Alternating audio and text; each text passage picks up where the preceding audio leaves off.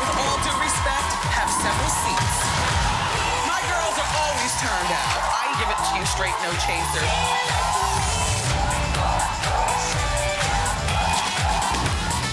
Now, here's Wendy.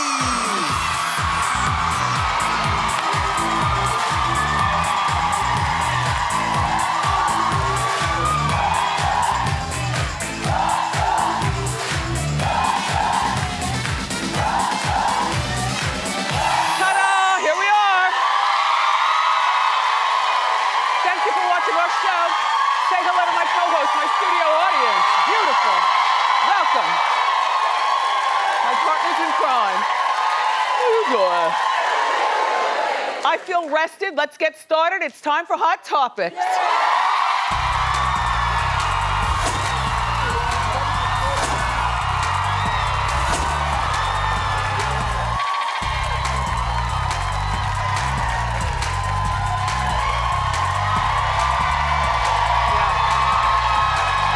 Nice.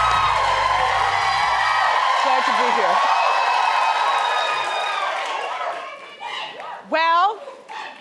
Well, thank you, I love you more. Look, while I'm not into sports unless I'm forced to be, I must shout out to LeBron James and the Cleveland Cavaliers. Yeah. That was nice, you know? It's more about the story for me, you know, because I visited Cleveland when LeBron left, and it was like a ghost town. Shout out to all the Clevelites, but like a ghost town. Yeah. You know, and then he came back, and I visited as well, and all of a sudden, it was LeBron every place, like it's his city. So I'm really happy for him. You know, it's the first major sports championship for the city in 52 years. Yep. Yes, yeah. And LeBron got emotional. He cried after the game. I have no problem with seeing a man cry. I used to have a problem with it, you know, and I never saw my father cry. Maybe if I saw my father cry, then I'd be, oh my gosh, what's going on? The world's about to end, you know? But other than that, I don't mind seeing other men cry. So he cried, and he's there for, I know, that's nice. Congratulations to you, Cleveland. Now, what does this mean? Because I was asking some of my...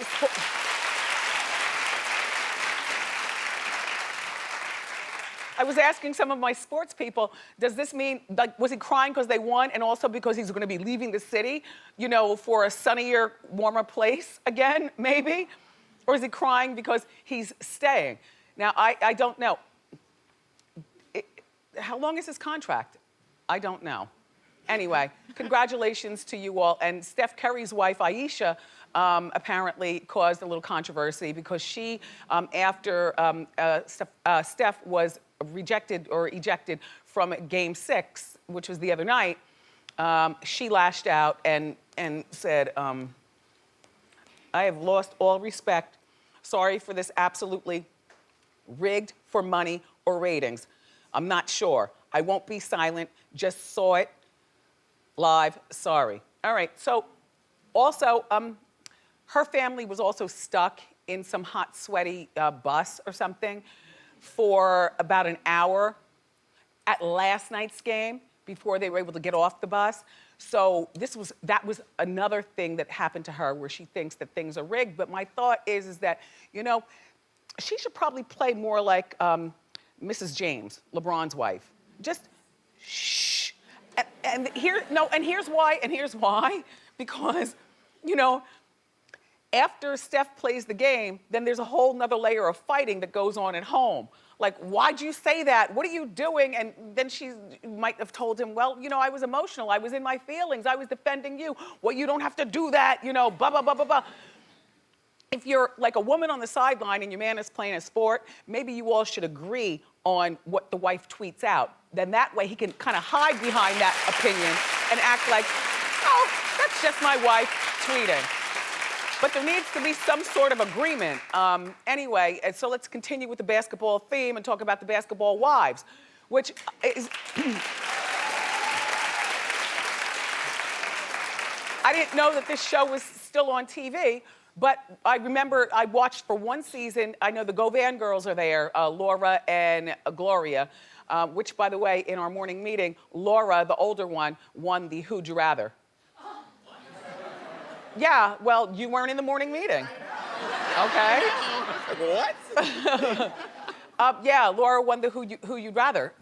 They're both very beautiful, but apparently crazy as hell. Okay, so Laura is 36 and Gloria is the younger one. She's like 31 or 2 or something. Anyway, they're having a very public fight for us all to see. It all started when Laura, the older one, gave an interview. An interview? Yeah, on the radio. So I guess they must still be on and people are still watching. Anyway, she gave an interview on the radio insinuating that her younger sister, Gloria, slept with Laura, her ex-man, Gilbert Arenas. Now, last count, Laura and Gilbert have 4 kids together. And this one right here at the top, Gloria, you know, she was involved with Matt Barnes. You know, that's her baby's father. But apparently, she got involved with him with the help of Laura because Laura was tired of Gloria hitting on Gilbert. Does that make sense? Allegedly. Okay, these two are in a relationship, not now. They got 4 kids. This is the little sister who would come around and try to allegedly hit on him. You see? Get out of the bathroom, you have to come to the TV while I point. No, because I'm that girl. Like, I'll go in another room and I won't be able to see the visual because I'm, you know, putting on perfume or brushing my wig or something like that. And I got to run back to the TV. Okay, so look. So apparently, Gloria was hitting on Gilbert and Laura had enough of it and said, I need to find somebody, you know, of status for my sister since she apparently likes ball players, just not mine. Yes, okay. So then Laura goes and finds Matt Barnes to hook up with Gloria. Are we on the same page? Yes.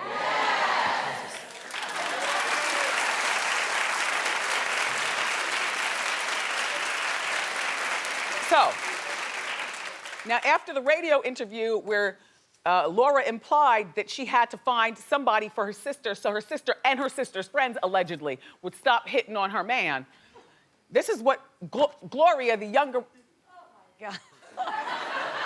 I'll be done in 30 seconds. I'm so finished with this. All right. All right, so Gloria, the younger one, says, oh, we're spreading lies about family on social media now. I have never slept with Gil.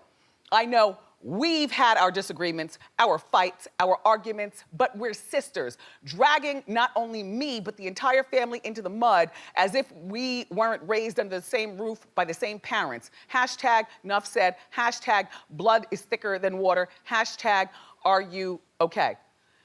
I'm still trying to figure out what the hell a hashtag is. Like, and I know, look.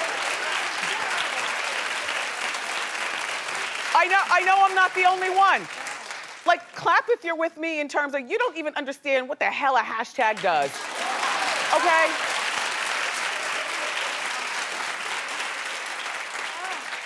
And speaking of blood is thicker than water, I like those people, I just don't like the show. Like, I changed the channel it just seems so contrived. You know that show with that family and the husband and the wife and all the kids and the tankers. Yeah. The tankers. Tankers. I mean, cute, but I just don't get the show. Do you clap if you watch that show with the tankers? You do? Clap if the whole time you watch it, all you can think in your mind is, how you doing?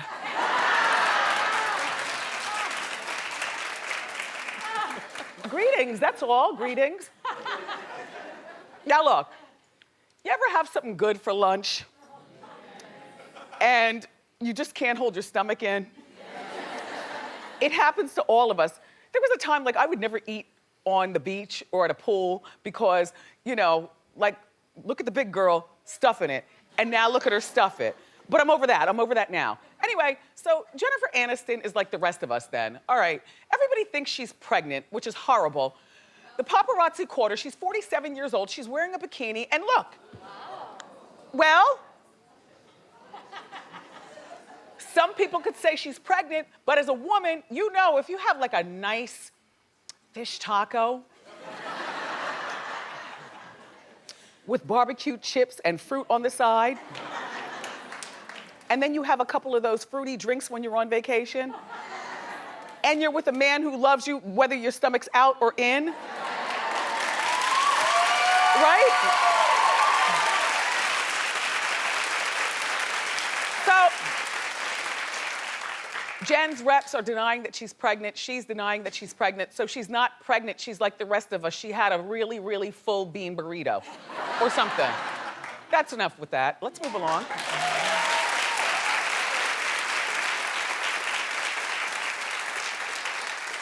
Well, Justin Bieber took a nasty fall over the weekend. Take a look.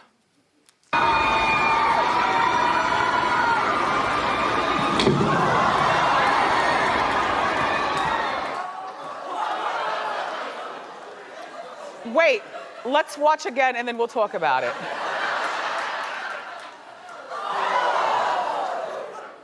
Okay. So apparently he was, I guess, adjusting his clothes, and there are several holds on the stage. He was performing in Saskatchewan. in Saskatchewan, in Canada. And he's on some sort of tour. These people tour all the time. Like, when does anybody go home and sit down? Anyway, and so he fell in one of the holes. Now, see, well, he got up because, he's young, he wasn't wearing heels, he was able to do that. But when people fall, they get inducted into our fall of shame. So Justin, you are our newest member. Yes.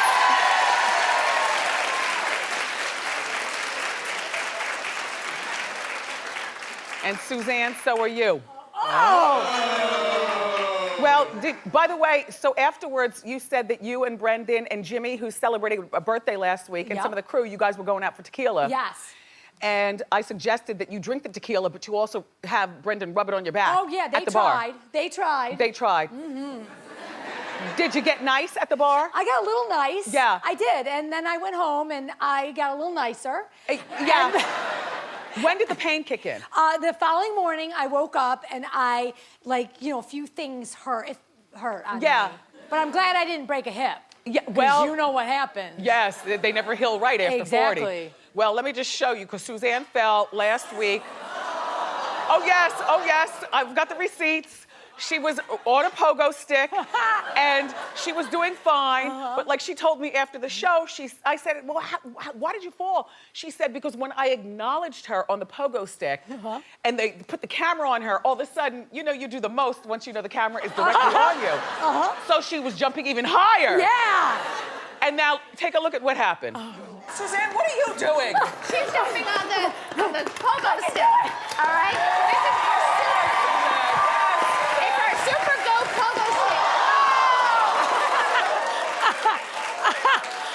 Well, it wouldn't be correct if we didn't see it in slow motion.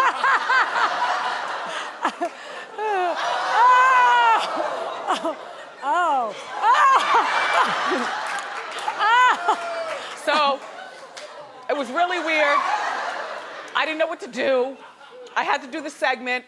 Your husband was standing on the side, and he was very concerned for her, and was about to run into the frame, but didn't want to do anything, but you got up and you recovered. And unfortunately, a lot of people on Facebook thought that you did that for a rating. Oh, no. Yeah. Oh, no. Like, who falls Yeah. for a rating? No, that was real. Anyway, Suzanne, Yeah. you know what happens now. Yeah! Welcome to the club.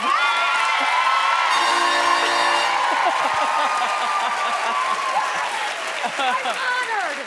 Thank you. Yes. So, did you watch the 5th and final episode of OJ on Saturday night? Yeah. I was in San Antonio. I was the keynote speaker at the Health and Wellness Expo. Shout out to everybody that I saw there. But what happened is, we flew all night because we couldn't get a direct flight home, so we had a layover, and I didn't see any TV, and I'm upset. But anyway, so that was the 5th and final one. And guess whose name got dragged into it? Me. Listen, I found this out this morning because I had no idea. Okay, so the OJ documentary airs, well, it aired Saturday night, and there was footage from a radio interview that I did with him, and I'll explain. Go ahead. His friends would call it the OJ effect. They would say, yeah, you got OJ'd. Being OJ'd is being charmed. The confusion that you feel after you've been in his presence. OJ, damn you, I like you. Damn you. Damn you. Damn you. No! Oh my gosh, he hugged me! Damn you, OJ. Damn you, OJ Simpson, you're charming. Well, thank you.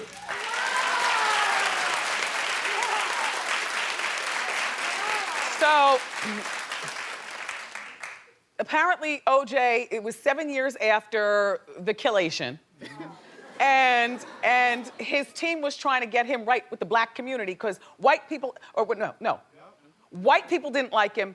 Black people loved him. Still, even after the killing, black people loved him. So he said, well, let me go with my strength. And his team booked him on 2 of the blackest things ever.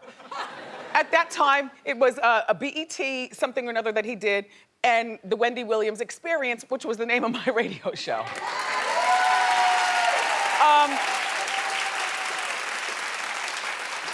And you know what?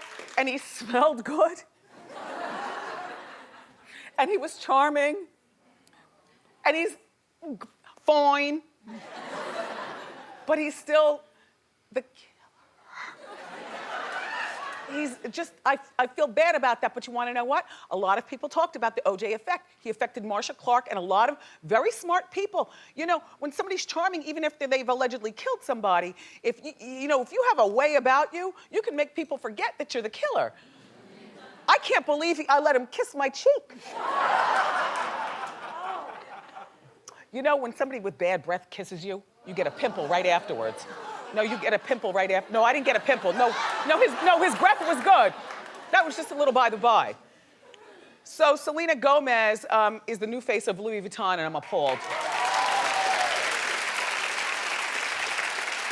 I mean, here's the thing. When cute girl, very talented. What are those shoes? I don't know.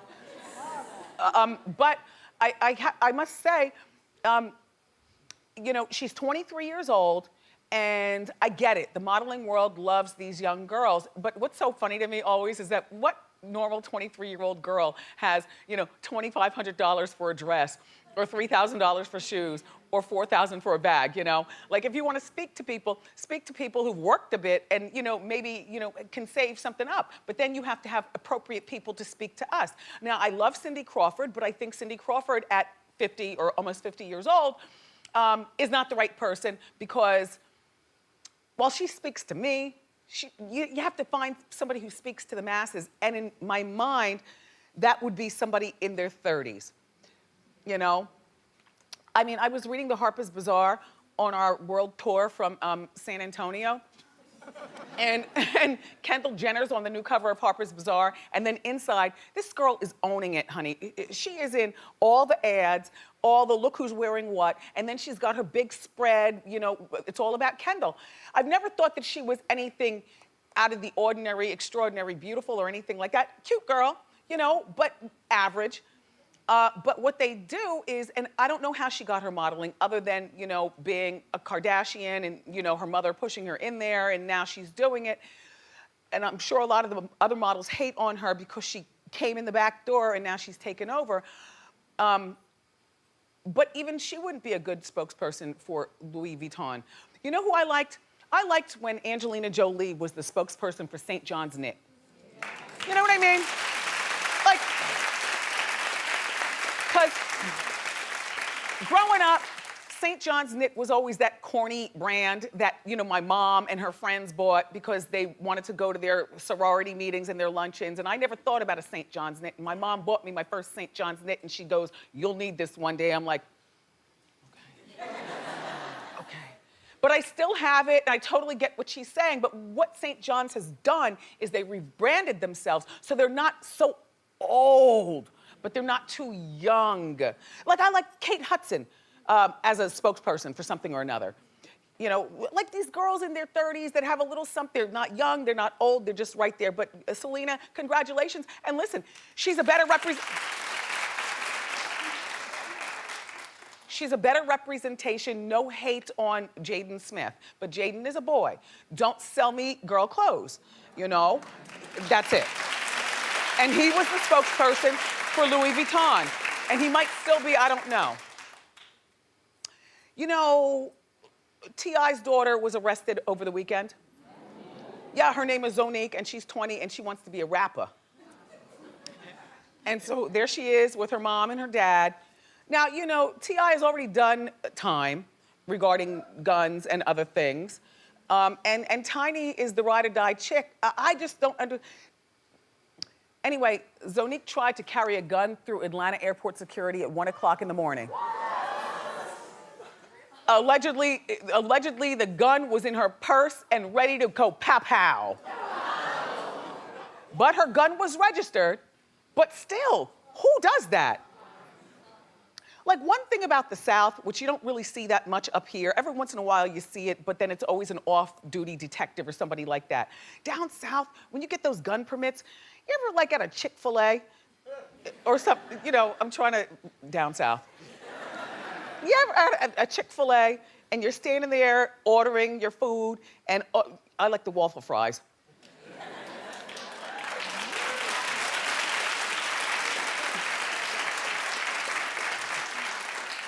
Extra salty. My doctor tells me I could eat more salt. I'm probably the only one in the room that when I shake it, don't judge me. He tells me I need more. I need more salt. Anyway, and then somebody walks in with like a tank top, a pair of jeans, and they got a gun on their hip. Or those gun racks that they use down South with the fully loaded guns. What the hell?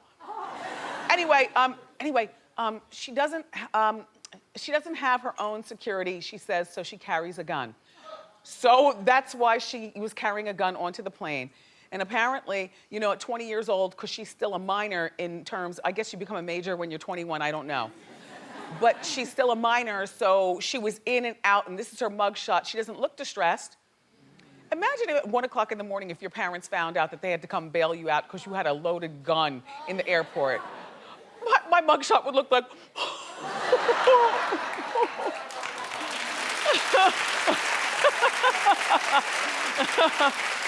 Anyway, so the week is just getting started. We've got more great show for you, everybody. We've